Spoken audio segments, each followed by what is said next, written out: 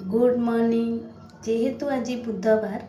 से सबू घरे नॉनभेज हो मु भी करी मु किंतु आज भेज से मोर आरंभ हो इडली क्षीर तापर मुझे आमलेट कली कहीं मो पतिदेव मो बड़ पुओ खाइबे रुटी आमलेट एटा हो सारा पर सकाल जलिया मुझी आमर आज कंकड़ा कंकड़ा टी बछा बछी करी कंकड़ा तक सब बछा बछी कर सारा पर धोई देकी भल से बाछी तो सब बछा बछी करके भल से सफा कर धोई दे सारी भितर गोड़े देवी हलदी लुण आ सोरिष तेल गोड़े गाड़ी टिके किछि समय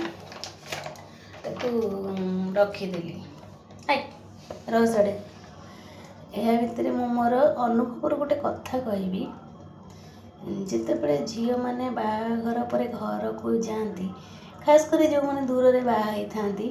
आम जितेबले 6 मास पर कि वर्षे पर कौन सी झील भी वर्षे 2 वर्ष पर भी देखा हुआ बापा माँ सहित